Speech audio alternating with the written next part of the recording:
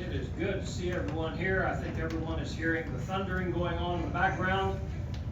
So we're, I think, due some weather this way, or as has been stated before, when it flooded and Noah built his ark, here in Hamilton we got a trace. So I don't know, it may be going around us and may not hit us here, but nevertheless, I just have to warn you ahead of time. When I first started my career as a preacher, some 40 plus years ago, I was preaching in Italia, and some squirrel sacrificed himself in the transformer, and the church building went dark, and we had no windows. Not a problem. I kept preaching. So if the lights go out here in a minute, keep seats. I'm going to keep going.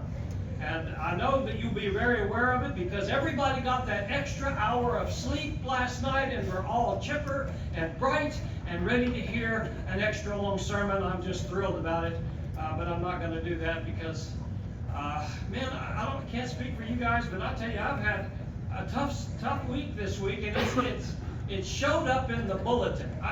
I read that bulletin as I'm producing it 6 to 7 to 8 times and go through and try to edit it.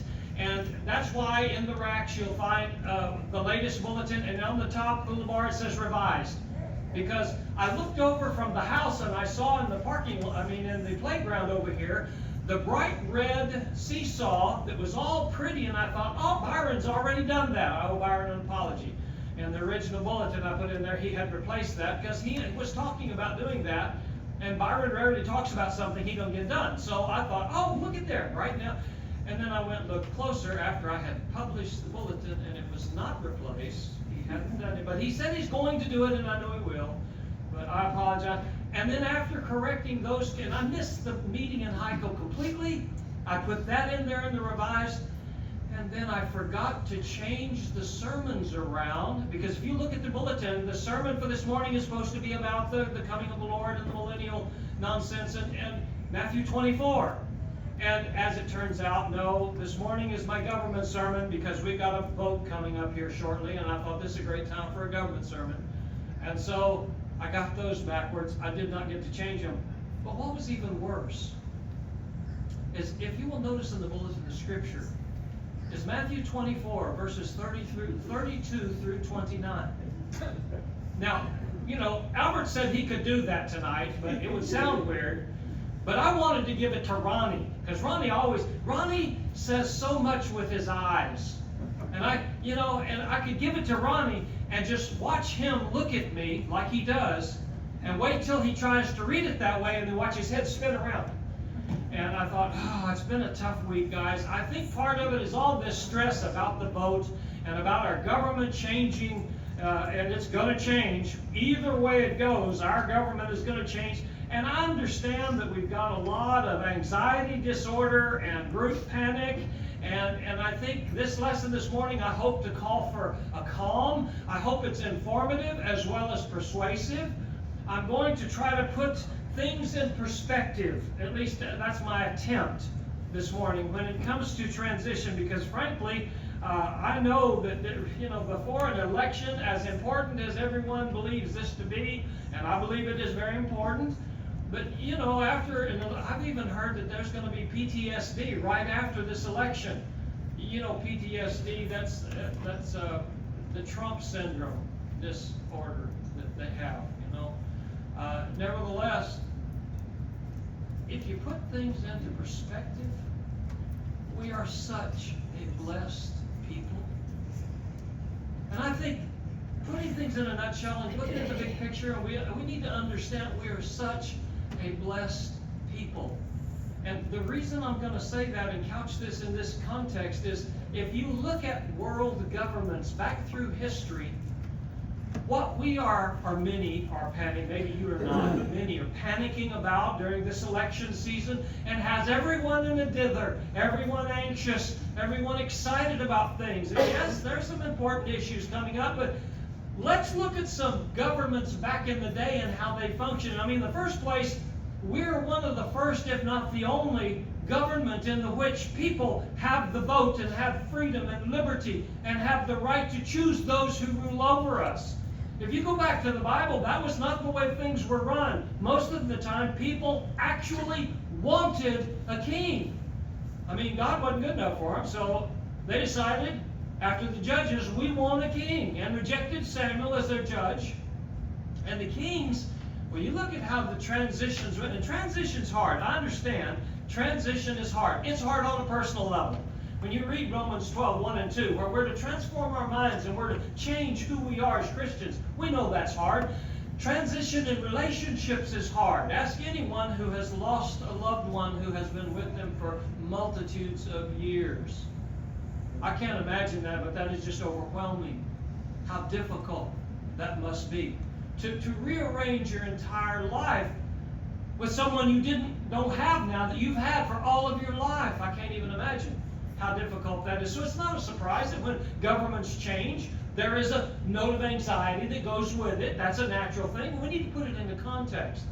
Because back in the day when they had kings, transition for kings was one of two things. Either a foreign country come in and wiped everybody out, or you got, same song, second verse, the son of the king took over, and lo and behold, not much changed, but frankly, a whole lot did change. Because sometimes the sons were not anything at all like their daddies, and when they took over, they weren't nearly as good, and so therefore you had a real sad situation. But look, and besides that, sometimes even having a king was not a stable circumstance. If you go back to the Old Testament, and you look at Judges, the 9th chapter. Look at Judges 9 in your Bibles. This is some interesting stuff here. In Judges, the 9th chapter, you find several people, individuals, who are about to change a king. And when they changed, it was done by regicide. That fancy word means you kill off anybody that's qualified to be a king. So if you look at in Judges chapter 9, you find Abimelech there. Now Gideon, let me just, real quick background, Gideon had done some wonderful things for Israel. And they wanted him to be a king, and Gideon was a smart guy and said, no, God's our king, you're not going to put me in as king. And so when Gideon passed away, Zerubbabel, when Gideon passed away, well then they wanted his sons to be king. Well, Abimelech, who was kind of a son because he was the son of a harlot, who wasn't really a wife that Gideon had, and he wasn't an Israelite, he wasn't part of the people, and so he really didn't count, and the sons of Gideon ran him off. Abimelech went to his in-laws, or his kinfolks over there, Gideon's in-laws, and said, it'd just be easier if I ran the show. Make me king, and I'll take care of you. And so he was appointed king, and the first thing he did is went around and killed all of the sons, look at verse 5, killed all of the sons of Gideon, in order to assure his position. Now here's your transition of government. Then he went to his father's house, Gideon's house, at Orpah, and he killed his brothers, the 70 sons of Jerubbaal, on one stone, but Jotham, the youngest son of Jerubbaal, was left because he hid himself. Now there's how transitions happened back in the good old days. And by the way, I always like to throw this little tidbit in just for fun. Who's the first king of Israel? Well, Saul was, of course. Well, actually, no, Abimelech was, but he didn't really count. It was a local thing. But he was king. But that's how transitions happened back in the day. As a matter of fact, transitions very often were very temporary. I'm just going to run through these. 2 Kings 15, 8 through 12. Zechariah, he reigned 6 months. That was a short one. 2 Kings 15, 10 and 13 through 16. Shallum reigned 1 month. The winner is, in 1 Kings 16, 9 through 20, Zimri, 7 whole days. He made it a week before somebody killed him off. Yeah, I know our ex-president, Trump, has had 2 attempts on his life, 2 assassination attempts. But this was common fare in the old days. When you talk about an anxiety about a new government and what was going to happen, you had no clue what was going to happen. And great governments went through this. When the Medo-Persian Empire fell, and Daniel predicted that it's going under. When the Greeks, and boy, the Greeks are an interesting lesson in history. All of those little islands around the Greeks, if you ever studied Greek history, they were all fighting each other. And you never could count on who was with you and who wasn't, because any one of the peoples that lived on all these little islands decided to change sides midstream, where you didn't know when you went to battle whether your enemy was in front of you or behind you. And then Rome, I mean, you could just hear Julius Caesar say, et tu, Brute, You look at transitions in government, it has always been a stressful, harsh, and terrible thing, and it's very difficult. And so when you compare those with what we are about to face here in a couple of days in the vote in this nation for our new president, oh, come on, it's not that bad, is it? I mean, when you think about it, it could be, if you look at history and countries and governments, it could be a lot worse. And basically, we are blessed. I believe we should look at it that way. I believe we should put things in perspective. And so I want to start the lesson in Romans, the 12th chapter, in the 13th verse. And I want us to understand, as citizens in this country, what God has set up as government, because that is a divine institution, and that's the first point. We need to understand that government is God's divine institution. It was ordained by Him. I hear people, and especially some of the crowd I run with, talk about how horrible our government is, and in large extent they're correct. There's so many things going on in our government that are not great, and I understand that. But does that give me the right to be able to speak evil of government in general? Or are we looking at specific things that we need to look at as our government? By the way, in our government we are so blessed, because you realize when someone becomes a citizen of this country, they don't raise their hand and they don't swear allegiance to Trump or to Obama or to Biden or whomever it is that's in office. That's not who they swear allegiance to.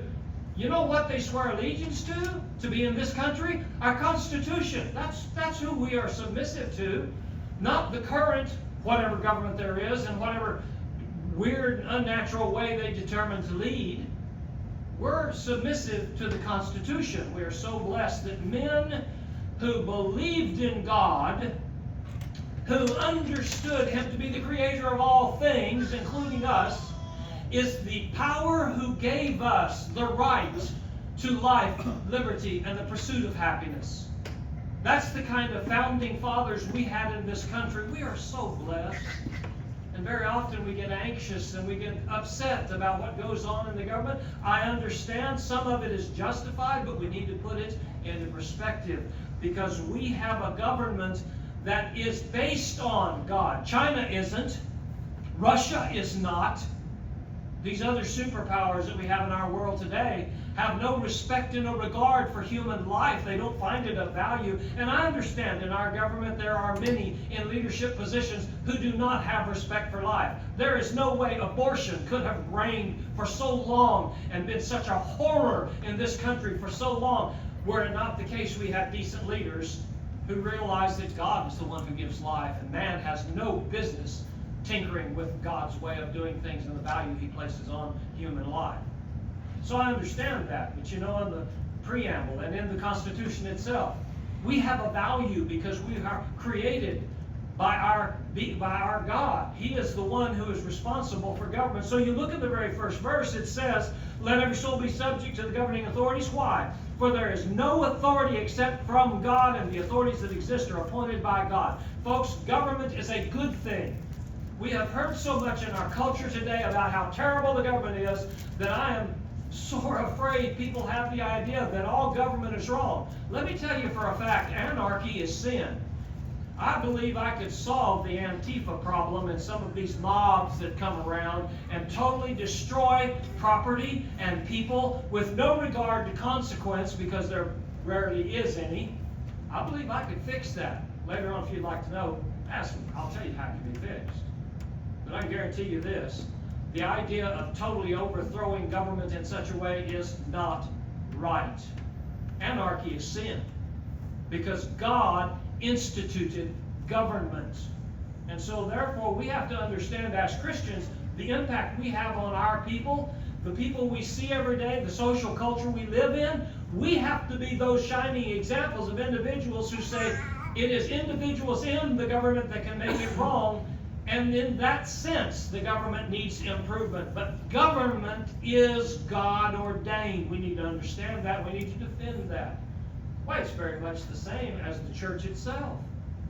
The government of the church is set up. In fact, Barry went through my sermon this morning, so you're going to get a short one now. But you talk about the government of the church. God set up and ordained elders. He knew elders weren't perfect.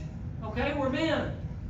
Elders are not perfect. So therefore, elders are going to make mistakes. But He set that up. It's a divine institution, the church, and the leadership, the government of the church. And we need to understand that a poor elder does not mean we should ditch the elder idea and just go on without it. And there are many who have tried to do that and have done so, not successfully in God's eyes, because that's not according to God's will. In the same sense, government is divinely authorized, and we need to be defenders of that as Christians. Secondly, in verses 2 and 3, we need to expect of the government what it's there for. You know, there's a text that talks about the fact that if a man doesn't work, he ought not to eat. The way people look at it these days, if a man doesn't work, he ought to expect the government to step up and feed him. That's not in the book, okay? There are multitudes of things of which people expect the government to do for them that's not in the book. But here is one thing we do know that the government is supposed to do, and that is mete out justice. You'll notice in the next couple of verses, therefore whoever resists authority resists the ordinance of God. The government has authority. When some officer says, or law enforcement person says, stop in the name of the law, they have that authority. You should stop. As a Christian, that's what we do. We obey the authorities because that's an ordinance of God. And it goes on to say, and those who resist will bring judgment upon themselves.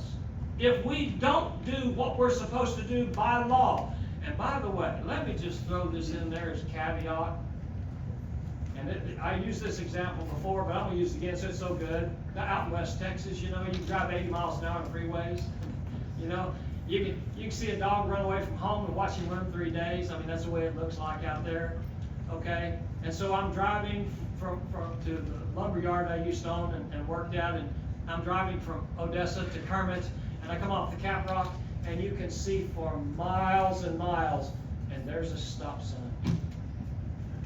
Oh, why is there a stop sign there? I can see every which direction for 100 miles. Well, you can't see that far, but you know what I'm saying. But you stop. Whether I agree with the law is not really the issue, okay? Whether I even understand the law, who knows why they put the stop sign there? I don't know. Doesn't really matter.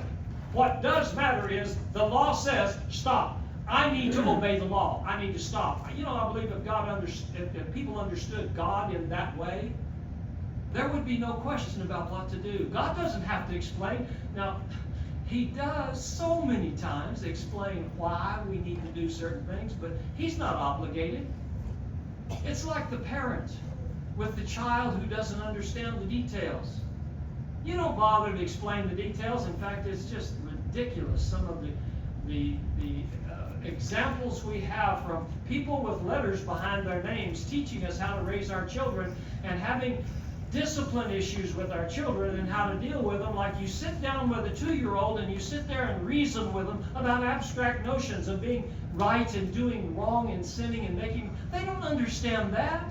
What they understand is when you smack their hand when they reach for something they ought not to have, they understand that and they pull their hand back and go, ow, and then cry for 30 minutes.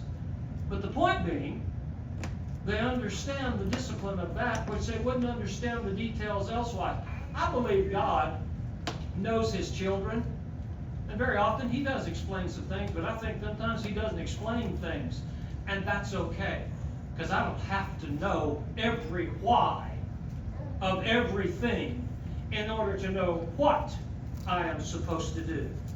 And submission is doing what I'm supposed to do, not necessarily being able to explain, well, God did this because of such and such. And so therefore, I know I want to obey the law because they are here to punish those who are evildoers.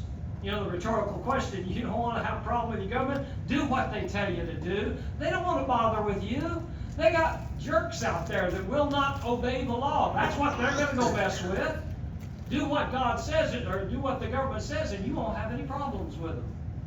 They are there to rain justice upon people. As a matter of fact, there's an interesting text in Ecclesiastes. I believe I have it marked here. Ecclesiastes, the 8th chapter, and the 11th verse.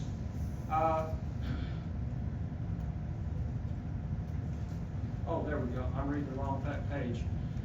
Ecclesiastes, the 8th chapter. I'm going to read 10 through 13 just because it's all in context for us. But this is the case we find with our government today, and we need to understand justice needs to be meted out speedily and correctly. And I understand governments don't always do that, but a government ordained by God is tasked with this kind of justice. Then I saw the wicked, the Ecclesiastes writer says, the wise man. I saw the wicked buried, who had come and gone from the place of holiness, and they were forgotten in the city where they had done so. This is also vanity, because the sentence against an evil work is not executed speedily. Therefore the hearts of the sons of men is fully set in them to do evil. Though a sinner does evil 100 times and his days are prolonged, yet I surely know that it will be well with those who fear God, who fear before him.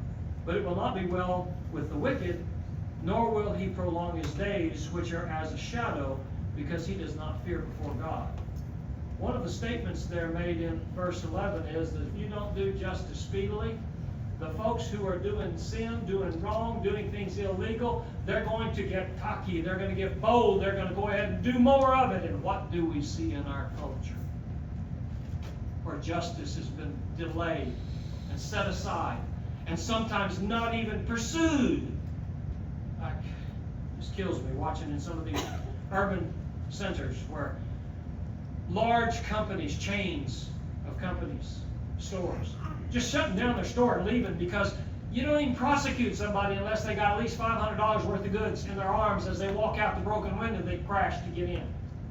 That's crazy. Our country has turned into a mob. And yes, we've got some issues, and yes, this election is very important.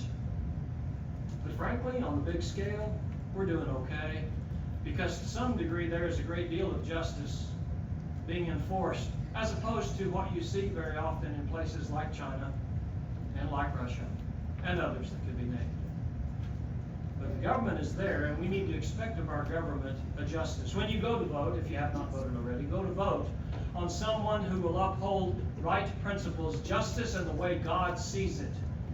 Jeremiah 10:23 makes it plain. It's not within man to direct his own steps. We need God to tell us what's right, what's wrong, and we need the justice to be done when something is done wrong. In fact, I referenced this here some time back, but if you go back to Numbers, and this is something that's understood that the government is responsible to do, and that is when somebody does wrong, they are responsible to not bear the sword in vain. That's one of those phrases that you have to think about it when you look at that, because they have the power to take care of business. But who does have the power to take care of business? A lot of people would like to say, oh, it's not right to murder someone, to put someone to death. Oh, I beg to differ. If you go back to Numbers, the 15th chapter, we find here an illustration. I've used this before about the children of Israel in the wilderness, and they found a man on the Sabbath, which you're not supposed to work on the Sabbath, picking up sticks. They take the man to Moses. What do we do? God said, no worries, dudes. I'll take care of it. Not. No, what he said is, y'all take him outside the camp, and you stone him with stones. Did they murder that man? Is that what you're going to say? God told those people to do? Go murder him? No. They were an arm of the law, meting out justice in a quick way, and they dispatched of the problem. And by the way, deterrence works. The problem in our country right now is that we don't understand the difference between thou shalt not kill, which is technically thou shalt not murder, and the difference between that and meting out justice. And all the way back to the beginning in Genesis 9:6, where it says, when you kill a man, by man's hand, you will be killed. Because that's how you take care of the scourge of no value in human life, so much so that you kill them like you do a dog. Justice is the job of the government. And when somebody murders and rapes a poor nurse, they need to be taken out, hung, poisoned, electrocuted, whatever the case may be. And it's not murder, it's justice. Because you don't do that in a society where we all have value because God gave us that value. If you ever wonder why we don't have justice in our country, it's because people have forgotten about God. That's why. If we knew who God was, we'd know how valuable we are as humanity. And we would treat each other much better. So, continuing on, in verse 4, It needs to be a speedy enforcement. That sword that is used not in vain, but that sword that is used in vain means that capital punishment is justified and needs to be employed. Make no apology about that. I do not. It is something taught by God. So therefore, God is a minister, or the government is God's minister for you for good. He keeps our society on track by taking care of those who do not respect rules of social distinction.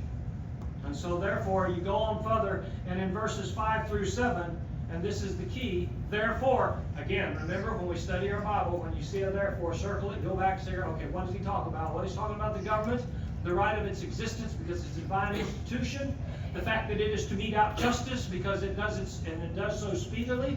Therefore, you must be subject, and that's the bottom line. You and I as Christians need to be subject to our government, okay? I don't have to agree with everything our government does. I do not. I don't have to like every decision that they make, but what I have to do, unless it comes to a point where it contradicts God's law, I have to obey my government. I don't want to stop in the middle of a West Texas desert at a stop sign. But it doesn't matter what I like. It's because I am a citizen of this country in obedience and submission to my government that I stop.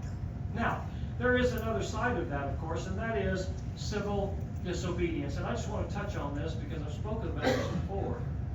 But this is highly misunderstood. Daniel is a great example. Daniel, one of his examples, of course, Daniel 6:10, is a great example of civil disobedience.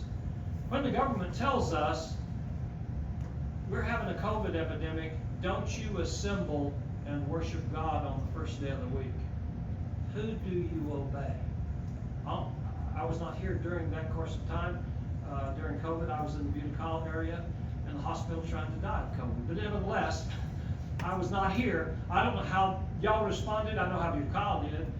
But my point being is this. I don't care what is going on in our country. When the government says do something wrong, I will not abide by that. Now here's where that not using the sword in vain needs to be understood. When Daniel was told by a decree from Darius, don't you pray, in chapter 6, Daniel said, oh, fine, okay, even though God says to pray. No, Daniel didn't do that. As a matter of fact, Daniel did what he did every day. He went and he threw open the windows where everybody can see and said, I'm going to serve God. He threw open the windows and he prayed. Now, of course, he should be immune because he was so brave and so courageous in obeying God. But it doesn't work that way with an evil ruler.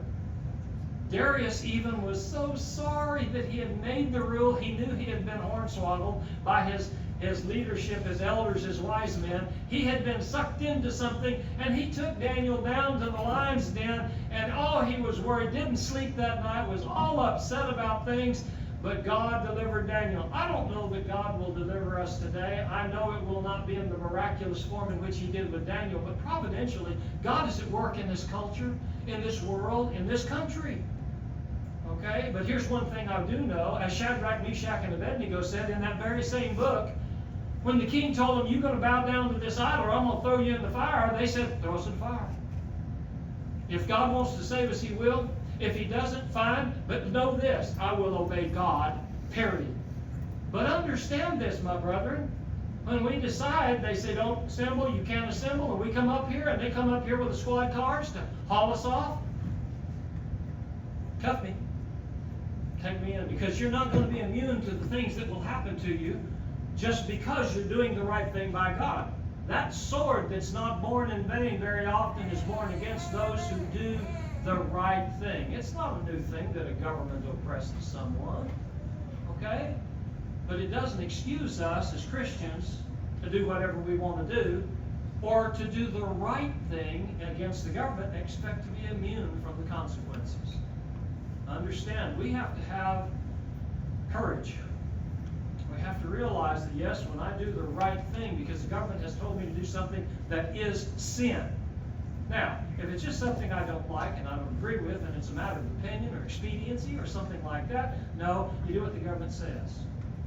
And I mean, when we get all upset about the tax rate in the United States, In Australia, they got a 25% tax rate, okay? It can get worse. Very often we look so myopically at our own little bubble here and don't realize in the big picture, transitions of government is a very anxious thing. I understand that, but ours is so good. We are so blessed.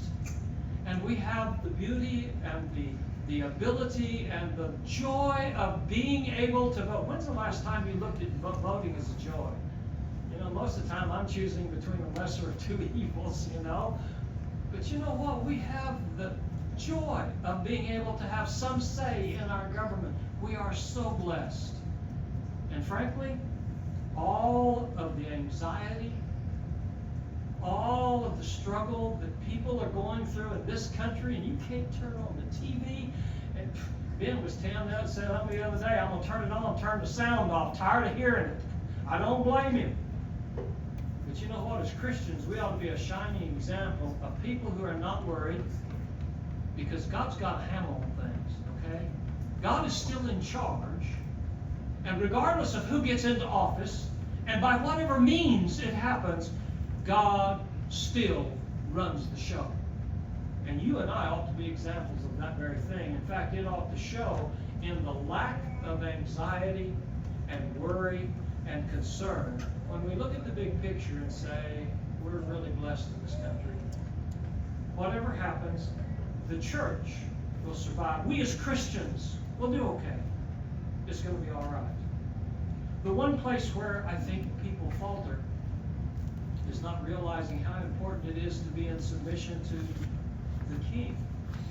Because you see, really, these governments come and go left and right. I dare say America's on the downward, that's my opinion, downward incline. But regardless of that, it's irrelevant. It won't last forever. No government does. You can look through history and see their rise and fall on many occasions. America's no different from that. But you know what will last forever? That's that kingdom that Jesus established when he was raised from the dead and set up his church, the kingdom. And yes, while it is here on earth, it is in preparing for the kingdom in heaven that we will go to and be with him forever, because it's never ending. The kingdom that Jesus set up never ends. Now, I don't know about you, I want to be a citizen in that kingdom. But in order to do that, you must submit to the king. And that's hard for us in America because we get to vote. You know, we get to say and who gets where. And we get frustrated when it doesn't go our way. But you know what? In the church, you don't get a vote. I don't care who you are, how long you've been there, or what office you may hold. You don't get a vote. No. If we're going to be in the kingdom, we're going to submit to Christ. Matthew 28:18, a much quoted verse, and rightly so. All authority belongs to Jesus. And the question really is, do you love him? Do you want to be in submission to him? Because that's the government of which we ought to be a part of. That's the government that will outlast all other physical governments on the planet. That kingdom is forever. You need to be in that government because, as I said before, not being within ourselves to direct our own steps. If you've got Jesus guiding you and telling you what to do and how to do it, even when we don't understand all the details of why that's the case, I can guarantee you this, it will always be for the best. Always. And you need to be a part of that kingdom. And if you are a part of that kingdom, are we not blessed? What have we to worry? If God be with us, who can be against us? We don't have anything to worry about. God will take care of things. I realize the world around us here is in a panic. Our country, is in a panic right now about this election. You need to vote. That's a responsibility, but it's a joy for you to be able to be a part of our government. But don't stress about it. Don't fret about it. God has a handle on things. It's going to be all right. Regardless of how it goes, it's going to be all right. You be a part of that kingdom. That government will last forever. If you're not a part of it, you need to be. If you are a part and not being the citizen you ought to be, redirect your thinking. Become a loyal citizen of the kingdom of Christ as we invite you in the song we sing.